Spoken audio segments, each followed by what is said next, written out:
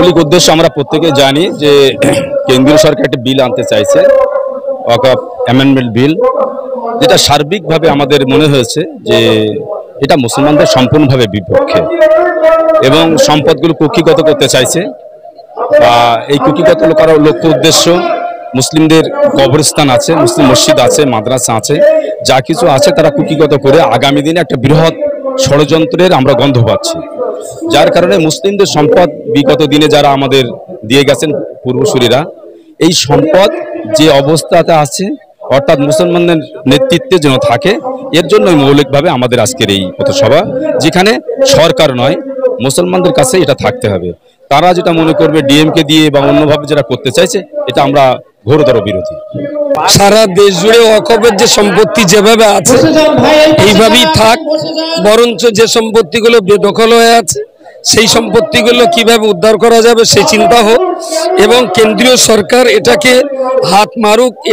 এ ব্যাপারে কেউ চায় না, আমরা কখনোই চাই না যে আমাদের বাপ ঠাকুর দাদাদের দেওয়া সম্পত্তি, এটা আমাদের বাবা খেলে সম্পত্তি। এক কথায় এই সম্পত্তি আমরা কোনো মতেই সেন্ট্রাল গভর্নমেন্টের হাতে ছেড়ে দিতে রাজি নই, এটাই আমাদের মূল কথা।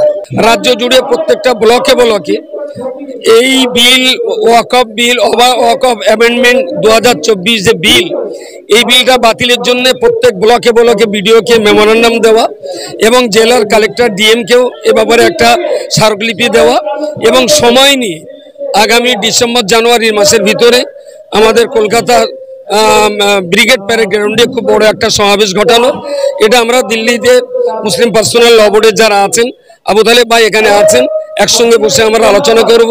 দেশের জনগণের কাছে এই বার্তা যে হিন্দু সমাজ যেন আমাদেরকে ভুল না বোঝে।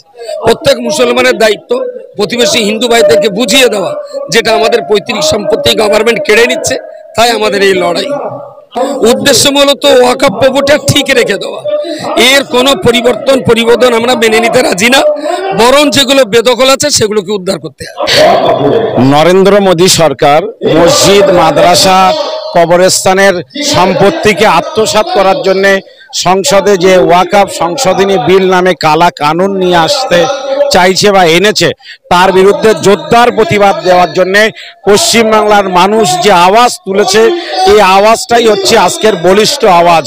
এবং অল ইন্ডিয়া মুসলিম পার্সোনাল ল বোর্ড যে আন্দোলন করছে, পশ্চিমবাংলার মানুষ প্রত্যেকটা মুসলিম সংগঠন আপামর নির্বিশেষে এই আন্দোলনের পাশে আছে, আমরা এই মেসেজটা দিতে চাইছি।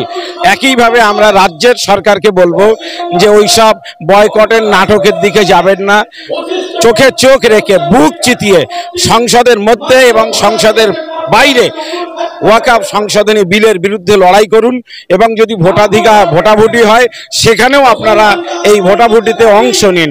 আপনারা যদি বয়কটের নাটক করেন, পশ্চিমবাংলার মানুষের কাছে কিন্তু ভালো মেসেজ যাবে না। একে ধন্যবাদ জানাবো। আজকে মুসলমানরা, নরেন্দ্র মোদী সরকার, তারা এই ঘুমন্ত বাঘকে যত খোঁচা দিচ্ছে, ঘুমন্ত বাঘ তত জেগে উঠছে। এক সপ্তাহের নোটিশে এত মানুষ কলকাতায় এসেছেন, বসার জায়গা নেই, রাস্তায় বিভিন্ন এলাকায় গাড়িগুলো জ্যামে আছে, মা ফ্লাইওভারের উপরে কলকাতা পুলিশ গাড়িগুলো উঠতে দেয়নি, নানান সমস্যা হচ্ছে, নানান প্রতিকূলতা পেরিয়েও আজকের মানুষ কিন্তু কলকাতায় চলে এসেছেন। সব মানুষ আসতে পারেনি, বহু মানুষ রাস্তায় আছেন, কিন্তু মানুষ যে লড়াই চাইছে এটা শাসক বুঝতে পেরেছে, কেন্দ্রের সরকার বুঝতে পেরেছে, এবং সাধারণ মানুষ লড়াইয়ের জন্য প্রস্তুত আছে। আগামী দিনে আরও লড়াই হবে। আজকের semifinal All India Muslim Personal Law বোর্ডের প্রতিনিধিরা এসেছে। যেদিন All India Muslim Personal Law বোর্ডের সেক্রেটারি এবং সভাপতি আসবেন, সেদিন ইনশাআল্লাহ ব্রিগেডে সভা হবে।